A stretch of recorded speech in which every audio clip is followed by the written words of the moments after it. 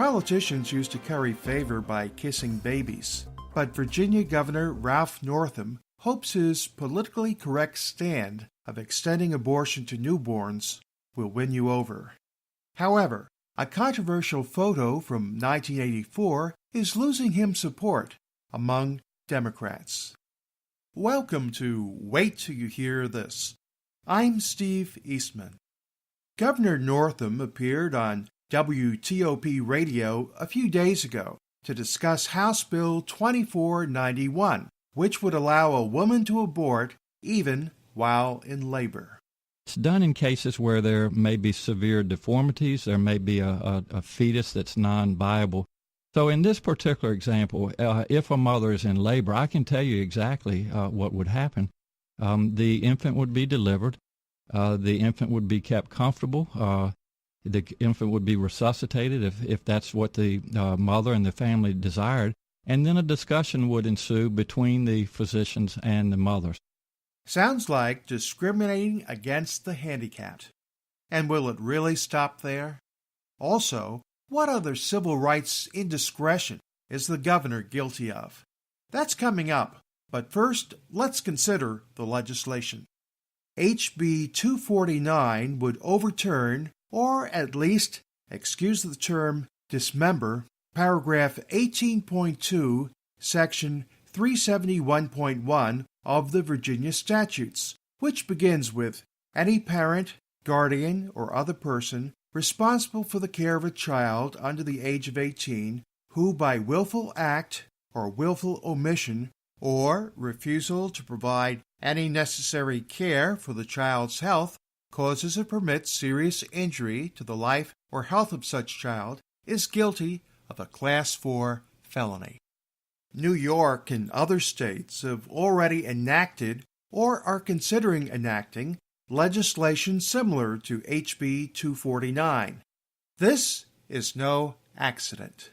Pro-death advocates are afraid that when the Supreme Court seat of the ailing Ruth Bader Ginsburg becomes permanently empty, a new Trump appointee will shift the balance enough to overturn Roe v. Wade, which lifted state abortion bans in 1973. Abortion would once again be under state, not federal control. You know, years ago, I came across a novel about the Old Testament prophet Elijah.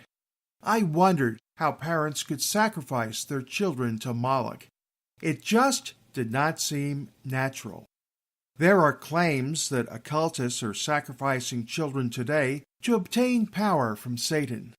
I've tried chasing them down, but to be honest, I could not stand looking through the occult writings upon which these claims are based. The good news is I don't have to.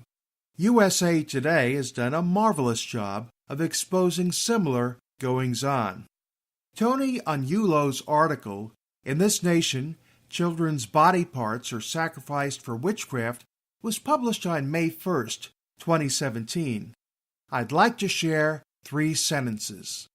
It's been a year since Cynthia Messagna found the dismembered body of her 10-year-old daughter Jane in a pit under an outhouse.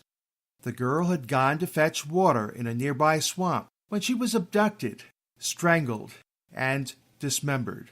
Police later arrested a wealthy neighbor, businessman Gilbert Odema, who authorities alleged used Jane as a human sacrifice in a witchcraft ritual designed to bring him good fortune.